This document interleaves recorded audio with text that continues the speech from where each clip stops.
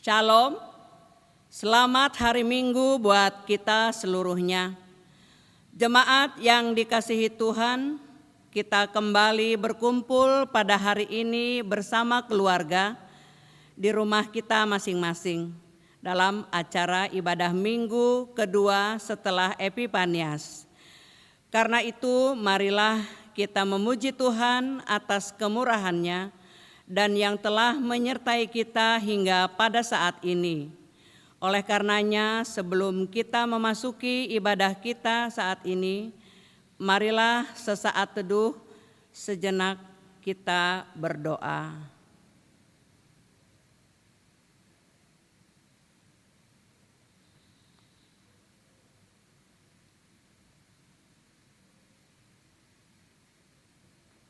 Amin.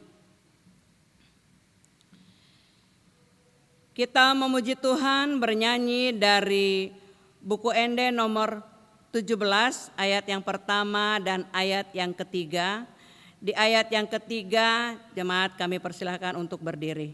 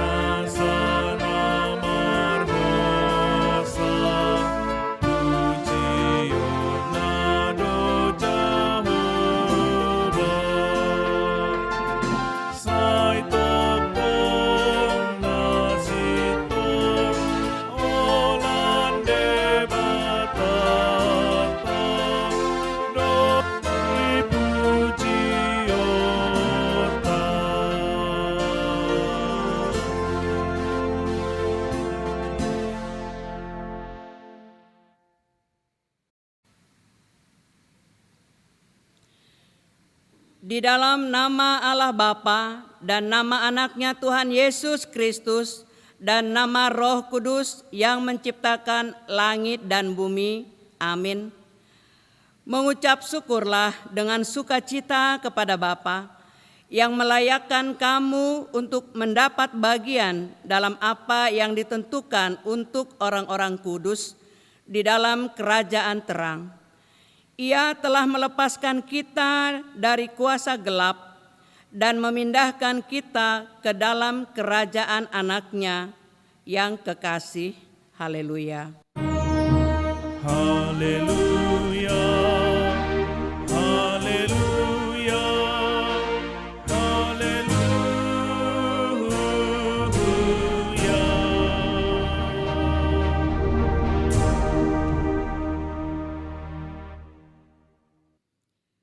Kita berdoa. Ya Tuhan Allah Bapa kami yang di surga, Engkau telah memperkenalkan diri-Mu melalui firman-Mu bahwa Engkau mengasihi kami, yaitu dengan memberi pengampunan dosa kepada kami. Perkenankanlah diri-Mu kepada kami, supaya kami mengenal Engkau dan kami melakukan kehendak-Mu dengan kuasa Roh Kudus. Amin. Jemaat dipersilahkan duduk. Kita memuji Tuhan, bernyanyi dari buku ND nomor 267 ayatnya yang pertama.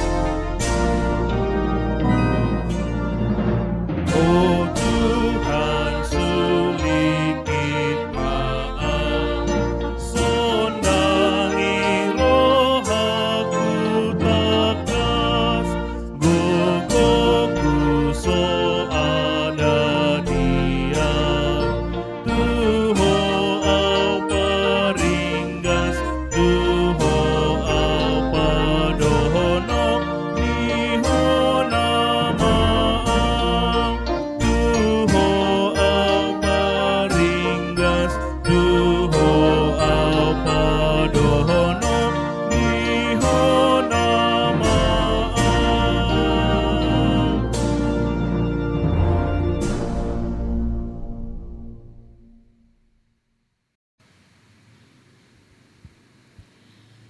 Hukum Taurat yang ditetapkan pada kita pada minggu ini tertulis dalam hukum Taurat yang kedua.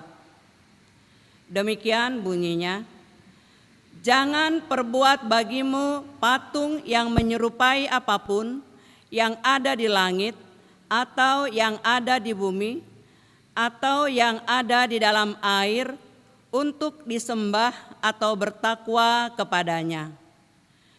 Demikian hukum Tuhan. Marilah kita bersama-sama memohon kekuatan dari Tuhan kita. Ya Tuhan Allah, kuatkanlah kami untuk melakukan yang sesuai dengan hukum-Mu. Amin. Kita memuji Tuhan, bernyanyi dari buku ND nomor 171, ayatnya yang pertama dan ayat yang kedua. Di ayat yang kedua, jemaat bangkit berdiri.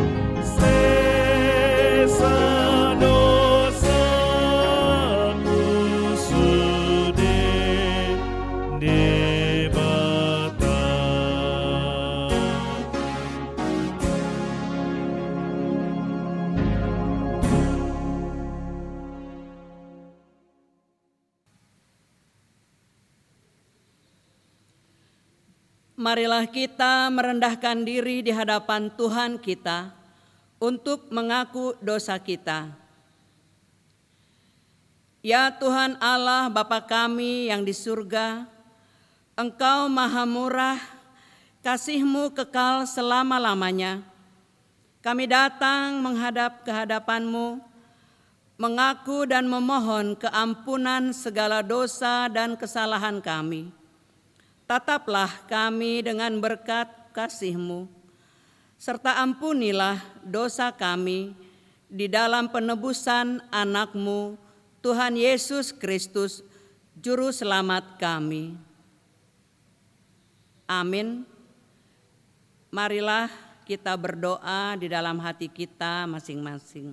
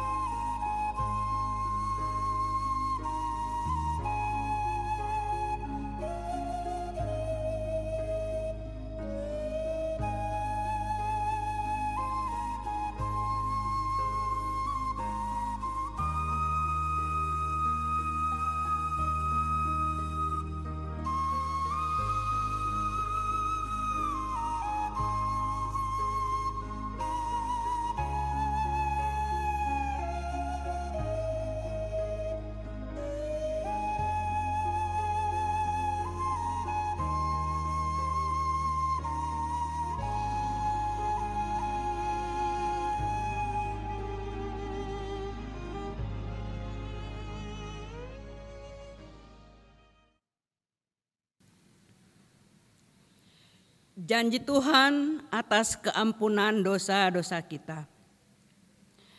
Demi aku yang hidup, demikianlah firman Tuhan Allah, aku tidak berkenan kepada kematian orang fasik, melainkan aku berkenan kepada penobatan orang fasik itu dari kelakuannya, supaya ia hidup. Kemuliaan bagi Allah di tempat yang maha tinggi. Amin. Jemaat dipersilahkan duduk.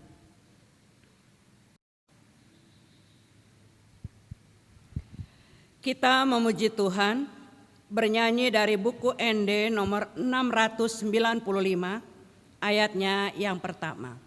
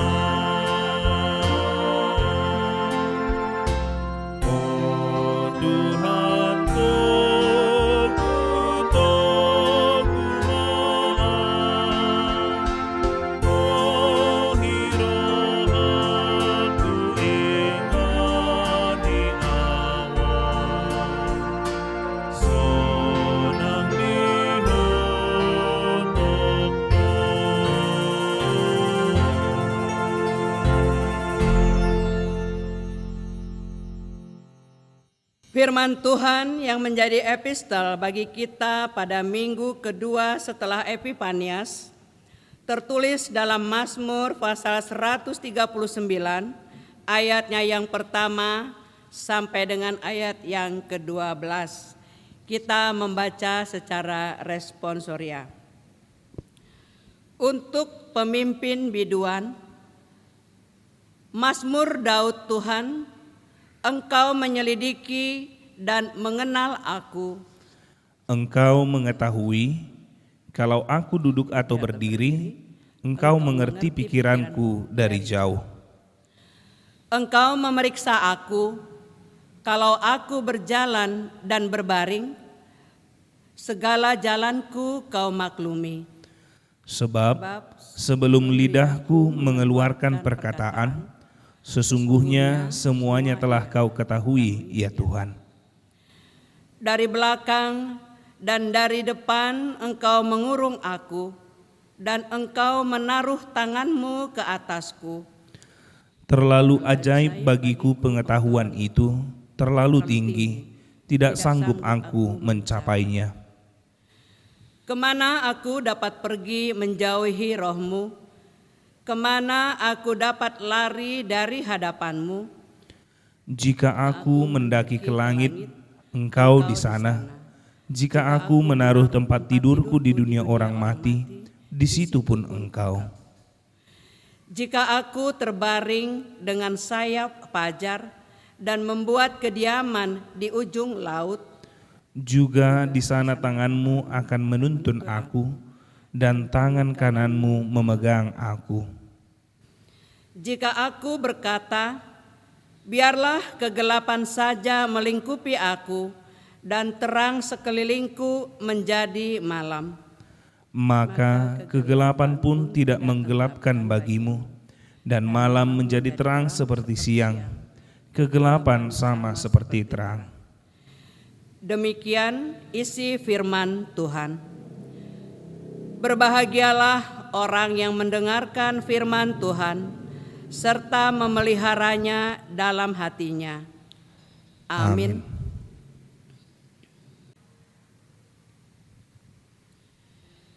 Kita memuji Tuhan bernyanyi dari buku Ende nomor 275, ayatnya yang pertama dan ayat yang ketiga. Di ayat yang ketiga, jemaat kami undang berdiri.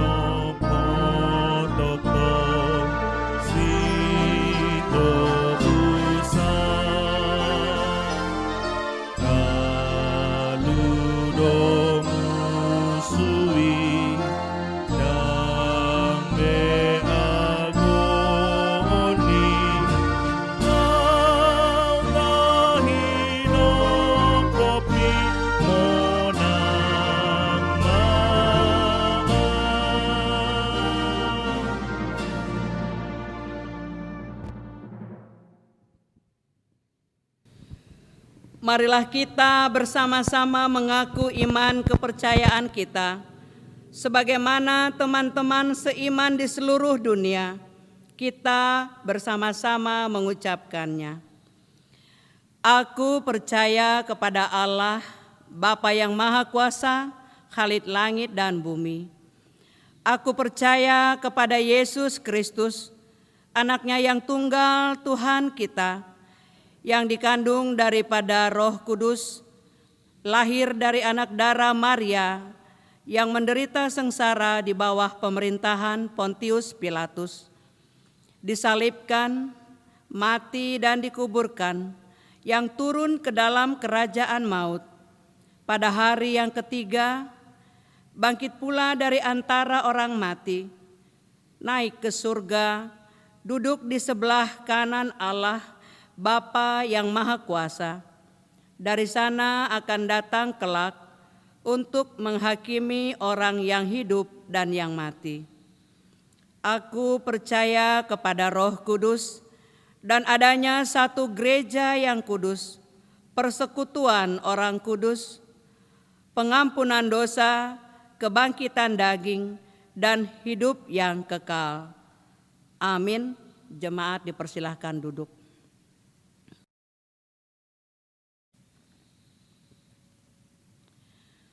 Warta jemaat untuk kita pada minggu ini. Yang pertama, ulang tahun kelahiran dan pernikahan.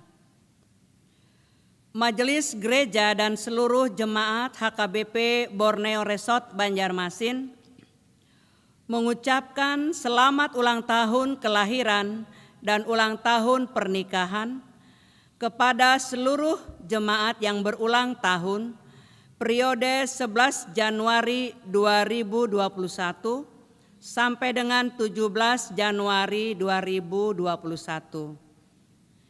Kita dapat melihat di lembar acara yang ada pada kita. Kiranya Tuhan menyertai jemaat yang berulang tahun pada minggu ini. Yang kedua, ibadah di gereja. Ibadah minggu kita pada Minggu 24 Januari 2021 yang akan datang masih kita laksanakan di rumah kita masing-masing.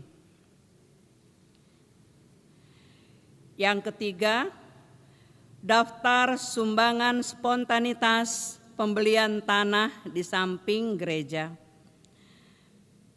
Dapat kita lihat pada lembaran acara yang ada pada kita.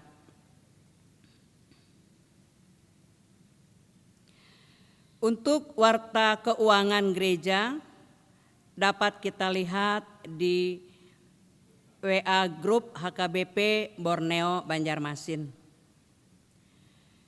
Demikianlah warta jemaat untuk kita pada minggu ini.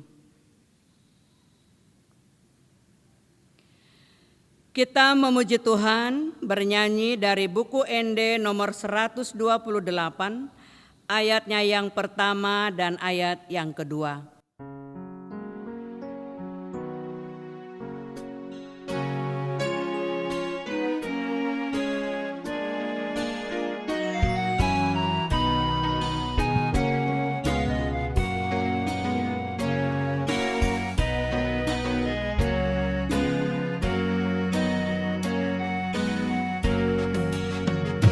Di tanda de mata tanah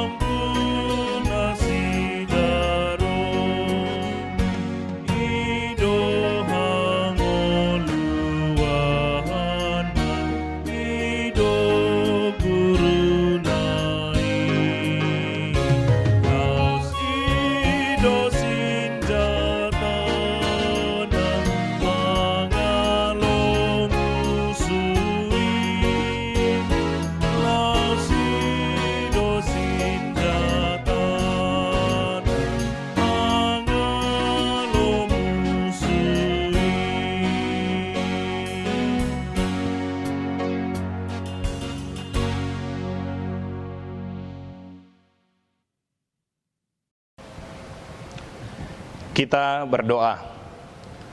Damai sejahtera yang dari Allah Bapa yang melampaui segala akal, itulah yang memelihara hati dan pikiran saudara di dalam Kristus Yesus Tuhan. Amin. Selamat hari Minggu buat kita seluruhnya.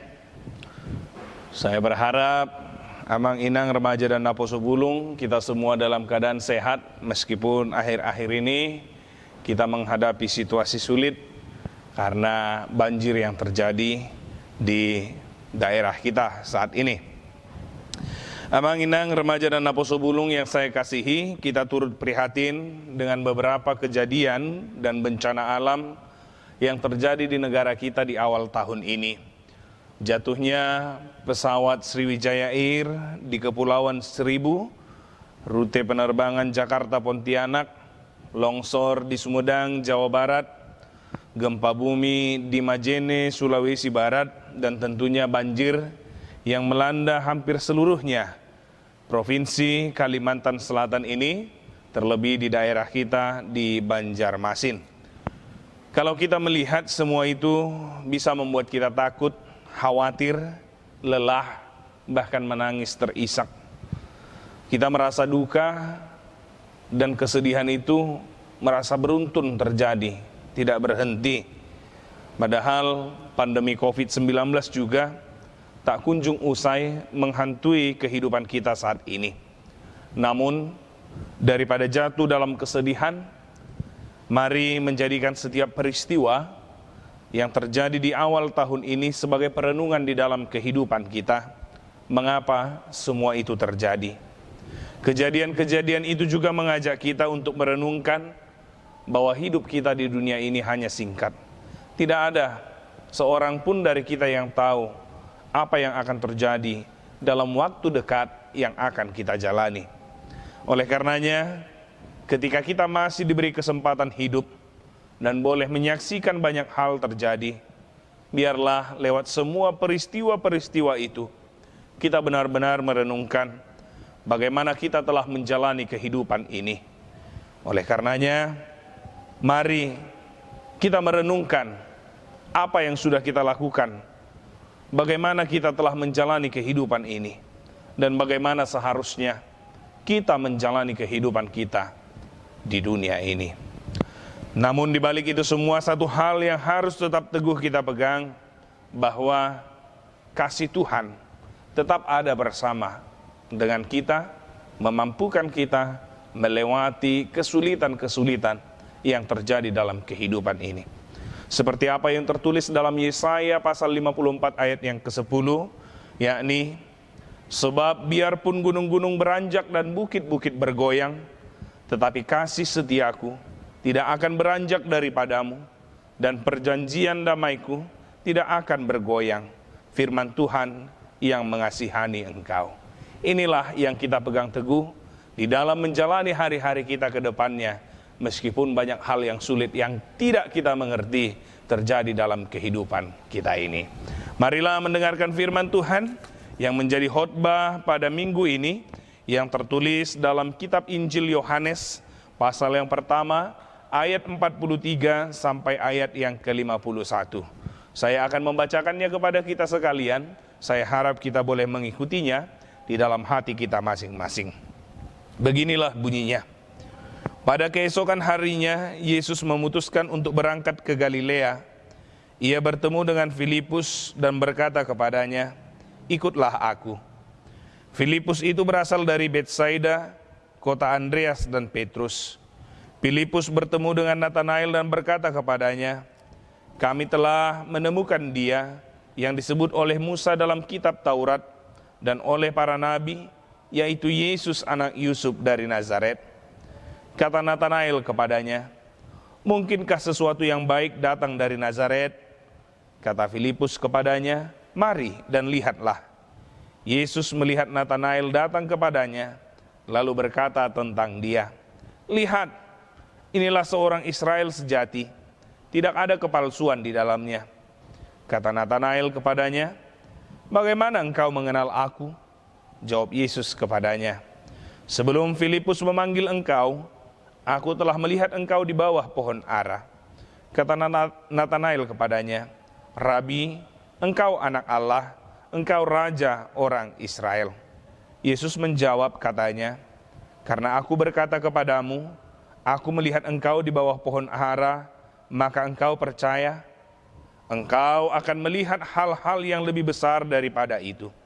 Lalu kata Yesus kepadanya, "Aku berkata kepadamu, sesungguhnya engkau akan melihat langit terbuka dan malaikat-malaikat Allah turun naik kepada Anak Manusia." Demikian firman Tuhan. Bapak, Ibu, saudara-saudari yang terkasih dalam Kristus Yesus, ada sebuah kata bijak yang mengatakan bahwa Allah tidak mengasihi kita karena kita berharga. Sebaliknya, kita berharga karena Allah mengasihi kita. Hal ini ingin menjelaskan bahwa tanpa Tuhan, kita bukanlah apa-apa, dan tanpa Tuhan, kitalah bukan siapa-siapa. Ini semua berangkat dari kisah penciptaan, bagaimana sesuatu yang hina dan tidak berharga, dan juga yang tidak diinginkan, debu tanah, dibentuk oleh tangan Tuhan seturut rupa dan gambarnya, dan diberi napas kehidupan.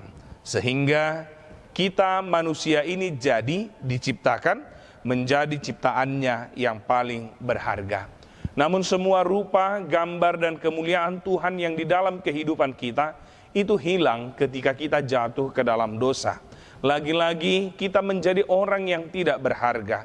Kita menjadi ciptaan yang tidak berharga karena kita akan dihukum ke dalam kematian karena dosa yang kita perbuat.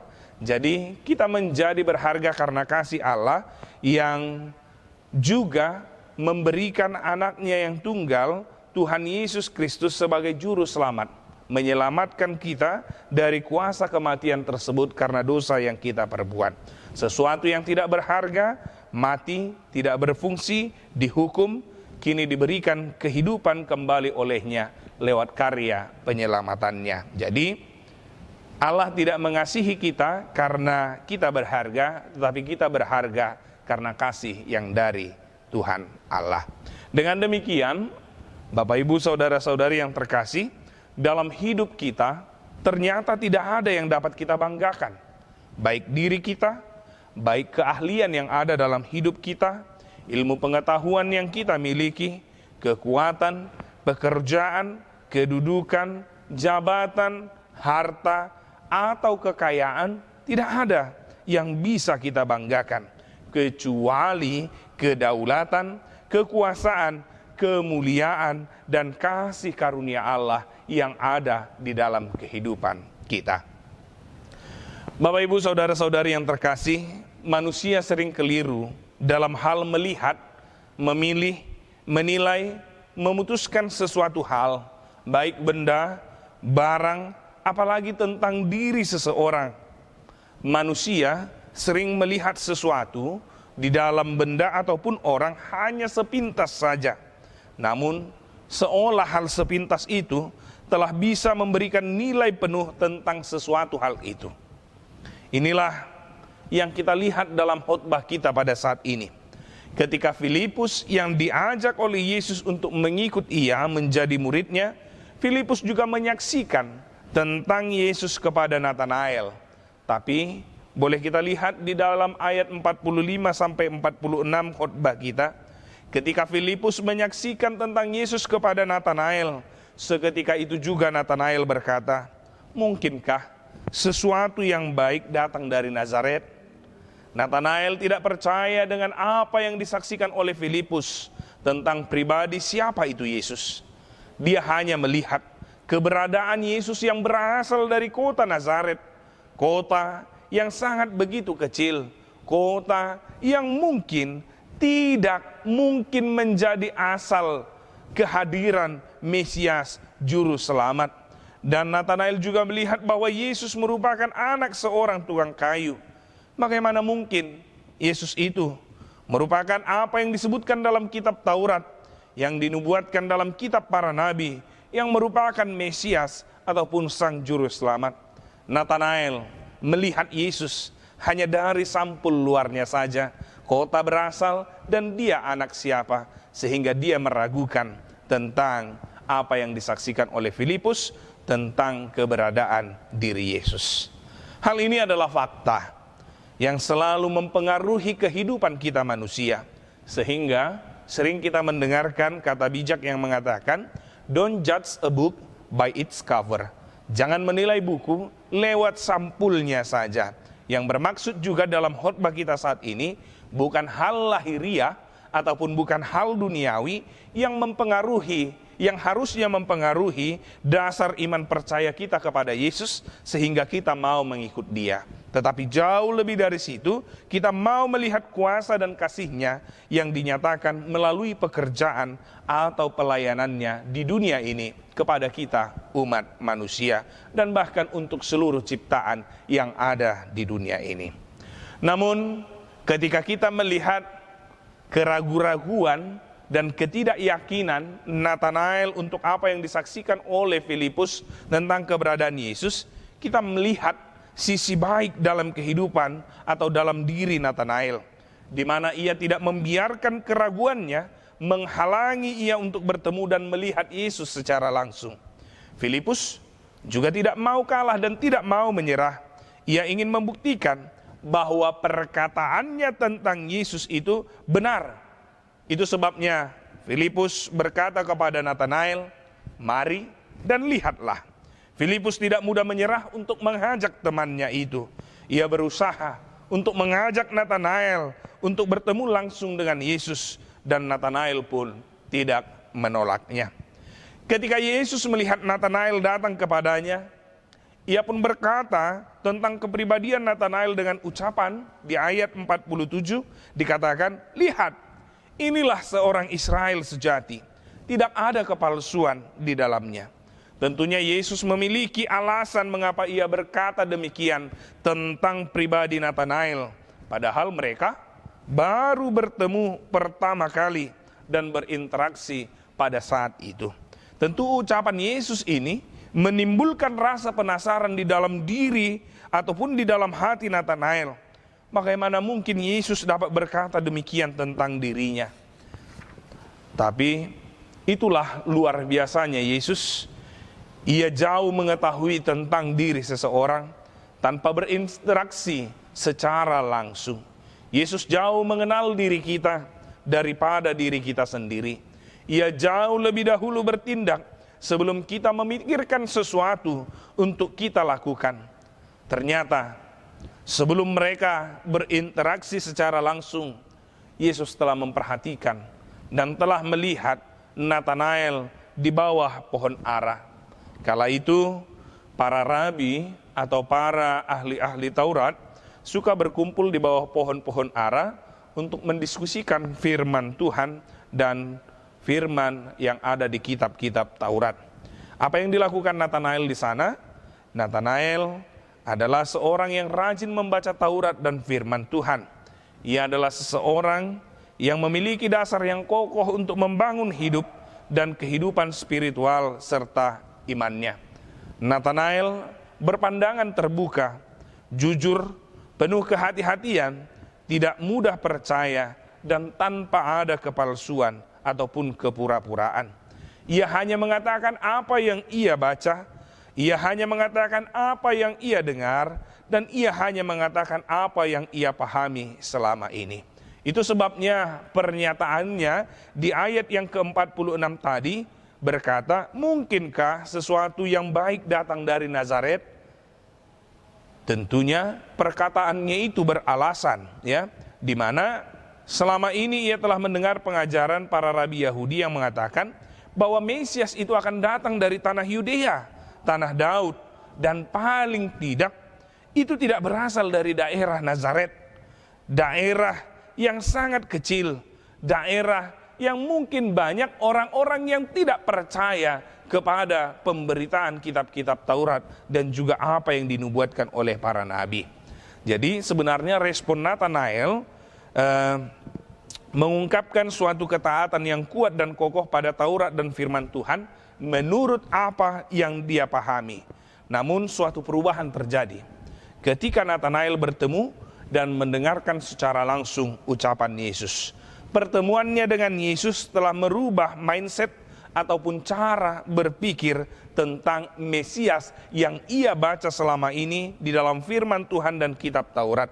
Ini bukan lagi berbicara tentang Nazaret, daerah asal Yesus, tetapi ini jauh lebih berkata kepada hakikat diri Yesus, siapa Yesus itu dan apa yang akan dilakukannya. Amang inang yang saya kasihi, demikianlah yang boleh saya terangkan lewat apa yang terjadi dalam kisah yang terjadi ketika Yesus mengajak Filipus dan Filipus menyaksikan tentang Yesus kepada Natanael. Dan lewat firman ini kita diajak untuk merenungkan dan menghidupi firman Tuhan. Bagaimana kita memberi waktu untuk mau bertemu, bersekutu, dan mendengarkan firman-Nya. Ada beberapa pelajaran yang kita ambil. Yang pertama adalah dengarkan dan lakukanlah panggilan Yesus. Ini berangkat ketika Yesus mengatakan kepada Filipus, ikutlah aku. Kita boleh melihat lewat khotbah ini bagaimana kegigihan Yesus dalam melakukan pelayanannya. Tidak satu hari pun dibiarkan berlalu begitu saja. Setelah ia menemukan murid-muridnya yang pertama, yaitu Andreas dan Simon Petrus, ia melanjutkan perjalanannya menuju Galilea. Dia tidak berhenti, tetapi dia berupaya melanjutkan kegiatannya di dalam pemberitaan Injil yang ia lakukan. Yesus memiliki misi untuk memanggil dan memilih siapa yang akan menjadi murid-muridnya. Sebagai orang percaya yang disebut Kristen, kita adalah pengikut Yesus Kristus. Ya, kita dipanggil untuk meneladani setiap perkataan dan perbuatan yang dilakukan oleh Tuhan Yesus, mengikuti segala tindakannya dan melangkah di atas jejak-jejak yang telah dilaluinya. Yesus berkata dalam Yohanes 15 ayat 16, bukan kamu yang memilih aku, tetapi akulah yang memilih kamu. Dan aku telah menetapkan kamu supaya kamu pergi dan menghasilkan buah, dan buahmu itu tetap. Jadi dari proses pemilihan murid-murid Yesus, kita diingatkan bahwa Yesus memilih murid-muridnya bukan berdasarkan kelebihan, tetapi berdasarkan kemauan dan juga berdasarkan ketaatan para murid untuk mengikut Yesus. Dan ini boleh kita lihat, Amang Inang, dari bagaimana ya kisah-kisah yang terjadi di dalam Alkitab, di Perjanjian Lama. Bagaimana ketika ia memilih Musa, Musa juga mengatakan, aku tidak pandai bicara, karena aku orang yang berat mulut dan berat lidah. Lalu Yesaya juga yang mengatakan, aku ini tidak layak untuk menjadi nabimu, karena aku ini adalah seorang yang najis di dalam bibir. Yeremia juga menyatakan, aku tidak pantas untuk menjadi nabimu, karena aku adalah orang yang tidak pandai bicara dan masih muda. Lalu lewat proses pemilihan ini, lewat proses panggilan Yesus ini, sebagai pengikut Kristus, kita harus siap, sedia, dan setia kepadanya dalam kehidupan kita. Dan ini juga berkaitan dengan rencana program gereja kita yang akan memilih calon sintua. Amang Inang, banyak mungkin yang kita berkata, bagaimana mungkin aku akan menjadi penatua di gereja kita? Aku tidak punya waktu, pekerjaanku begini, aku tidak punya kemampuan, aku tidak punya wawasan. Namun firman Tuhan saat ini mau menguatkan kepada seluruh jemaat HKBP Borneo. Lihatlah, bukan kamu yang memilih Tuhan, tetapi Tuhan yang memilih kamu. Ketika kamu merasa tidak mampu, ketika kamu merasa tidak tahu, ketika kamu mau, ketika kau ingin, pasti Tuhan akan memampukanmu. Ikutlah Tuhan. Yang kedua, yang mau kita ambil, pelajaran yang bisa kita ambil lewat khotbah ini, yaitu berilah waktu untuk Tuhan. Itu ketika berangkat dari perkataan Filipus kepada Natanael, ketika dia tidak yakin bahwa yang baik itu datang dari Nazaret, lalu Filipus menyatakan kepada dia, mari dan lihatlah. Sebagai manusia, tentunya Amang Inang kita memiliki hak untuk menerima dan menolak sesuatu jika menurut kita itu bertentangan dengan apa yang kita pahami selama ini. Natanael, seorang yang memiliki ilmu, berwawasan luas tentang firman Tuhan, rajin membaca dan mendengarkan pengajaran dari para tokoh pendidik dan pengajar. Awalnya ia ragu, tidak percaya bahwa Yesus yang disebut Mesias itu berasal dari Nazaret, daerah kecil dan dianggap hina oleh penduduk daerah lain. Namun, tidak seorang pun manusia dapat menyelami kuasa Tuhan. Dari daerah kecil dan tidak terpandang sekalipun, Allah dapat melakukan hal besar, yaitu mendatangkan keselamatan di dalam Yesus Kristus, Sang Juru Selamat itu. Mari dan lihatlah, bukan hanya ajakan kepada Nathanael pada saat itu saja, tetapi juga ajakan untuk kita semua. Mari kita memberikan waktu untuk bertemu dengan Tuhan dalam setiap waktu kita. Dan kita diajak melihat karya dan pekerjaannya yang luar biasa dalam kehidupan kita. Yesus yang datang ke dunia ini untuk melakukan misi penyelamatan bagi kita orang-orang berdosa. Selagi ada kesempatan, jangan pernah menyia-nyiakan waktu yang ada untuk bertemu dengan Tuhan di dalam persekutuan, doa, dan ucapan syukur kita. Lalu pelajaran yang ketiga, dan ini juga yang menjadi topik di dalam minggu kita, dikatakan Tuhan mengenal engkau. Tuhan mengenal kita. Ini berangkat dari perkataan Nathanael kepada Yesus. Ketika Yesus menyatakan tentang bagaimana dirinya, Nathanael menyatakan, bagaimana engkau mengenal aku? Amang inang, remaja dan naposo bulung, Tuhan terlebih dahulu mengenal kita jauh sebelum kita mengenal diri kita sendiri. Karena dialah yang menciptakan kita. Yeremia 1 ayat 5 mengatakan, sebelum aku membentuk engkau dalam rahim ibumu, aku telah mengenal engkau. Ia mengenal seluruh ciptaannya, termasuk manusia. Tidak ada hal sekecil apapun yang dapat kita sembunyikan dari hadapannya. Sebagai manusia, kita tidak dapat membatasi kuasanya. Nathanael merasa heran, bagaimana Yesus dapat mengenalnya? Padahal Yesus baru saja bertemu dengannya. Yesus mengenal pribadi kita jauh. Bahkan Yesus mengenal kita lebih dari bagaimana kita mengenal diri kita. Di hadapannya, kita adalah manusia berdosa yang membutuhkan keselamatan, dan keselamatan itu ada di dalam dirinya.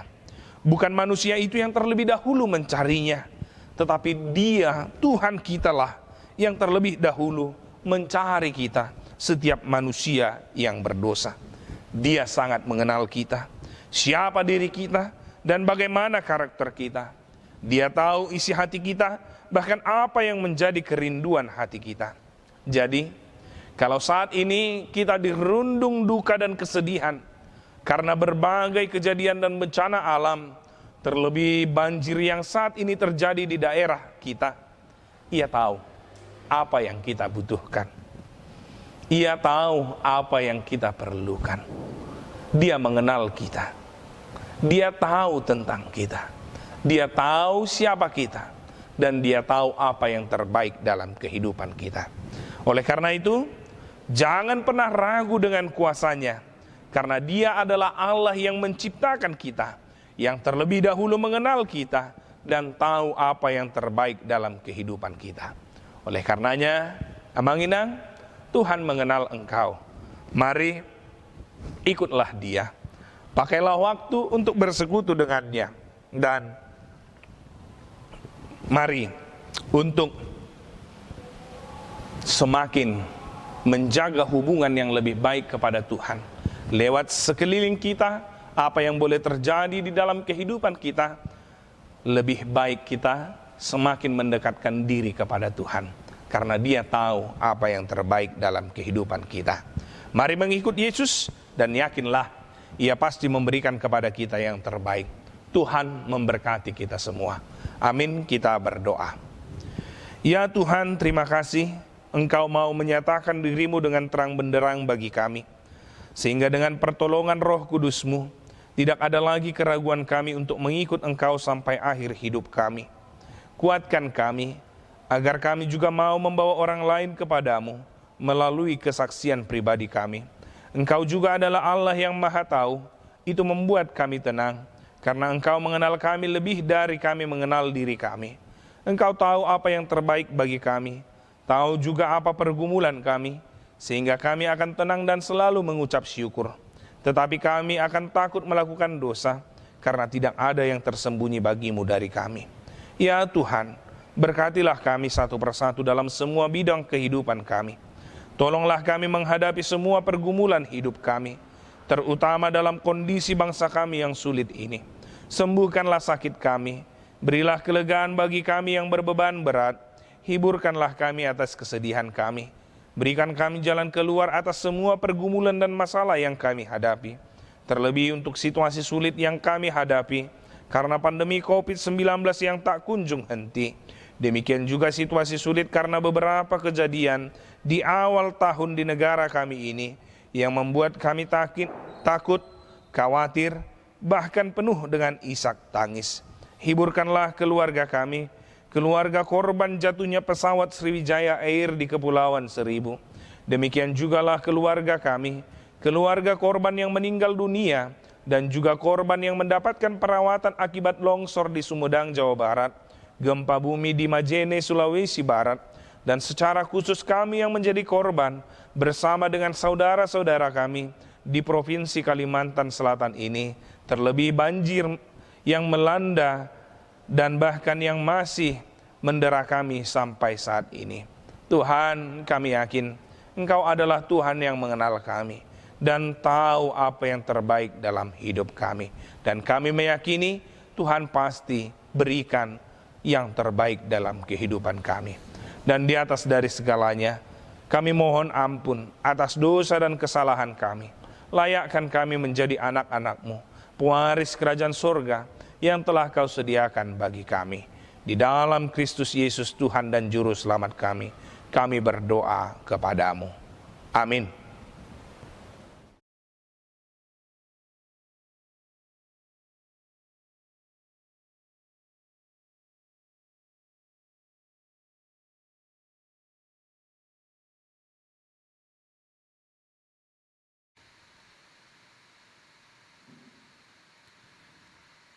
Kita bernyanyi dari buku ND nomor 435, ayat 1 dan ayat 2 sambil mengumpulkan persembahan.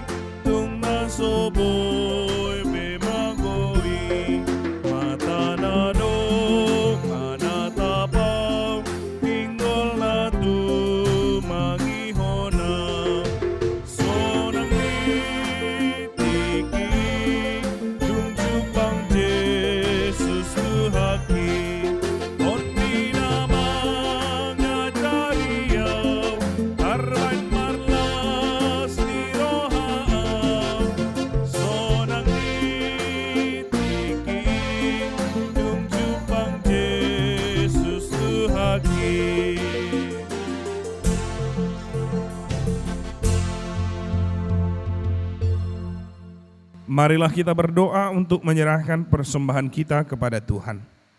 Ya Allah Bapa kami yang di surga, kami mengaku bahwa Tuhan adalah sumber dari segala karunia yang melimpah dalam kehidupan kami masing-masing. Sebahagian daripada karunia itu, kami serahkan kembali sebagai persembahan kepada Tuhan. Terimalah dan berkatilah persembahan umat-Mu ini, agar dapat kami pergunakan untuk pekerjaan dan pelayanan kerajaan Tuhan di dunia ini. Bukalah hati kami untuk mengenal betapa banyak berkat dan karunia yang kami peroleh dari Tuhan, supaya kami senantiasa bersyukur kepadamu, di dalam nama Yesus Kristus Tuhan kami. Amin. Tuhan karuniakan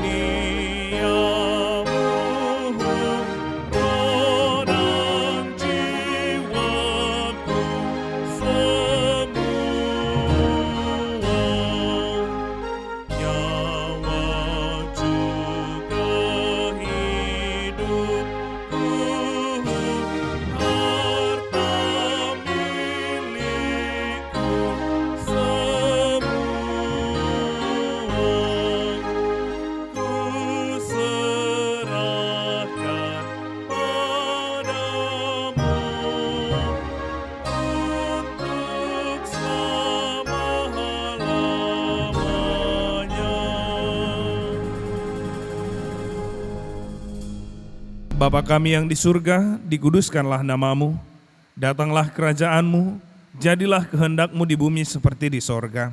Berikanlah kami pada hari ini makanan kami yang secukupnya, dan ampunilah kami akan kesalahan kami, seperti kami juga telah mengampuni orang yang bersalah kepada kami. Dan janganlah membawa kami ke dalam pencobaan, tetapi lepaskanlah kami daripada yang jahat. Karena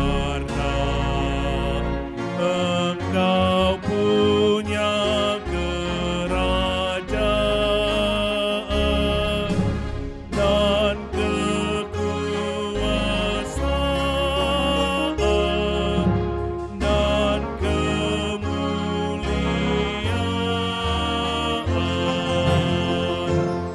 sampai selama-lamanya.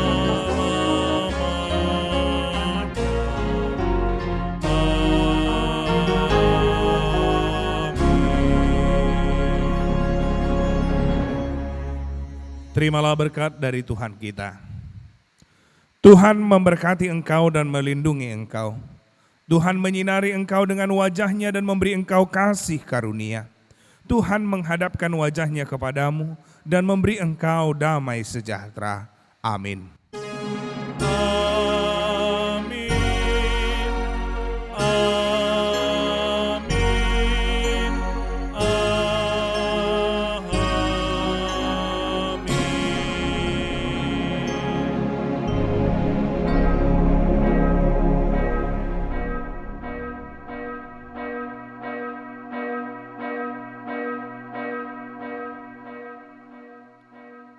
Shalom. Selamat hari Minggu buat kita seluruhnya, Jemaat yang dikasihi Tuhan. Amang, Inang, remaja, Naposo Bulung dan anak-anak kami sekolah minggu, kita tetap bersyukur meskipun sampai saat ini kita masih dalam keadaan banjir, tapi saya meyakini kita semua tidak kehilangan sukacita. Biarlah apa yang terjadi di akhir-akhir ini menjadi perenungan bagi kita, sehingga kita semakin lebih mendekatkan diri kepada Tuhan kita. Saya berharap dan berdoa semoga Amang, Inang, remaja Naposo Bulung dan anak-anak kami sekolah minggu tetap dijagai, disertai dan diberkati Tuhan. Penuh sukacita, penuh kesehatan dan penuh dengan ungkapan syukur. Tuhanlah yang memberkati kita. Horas.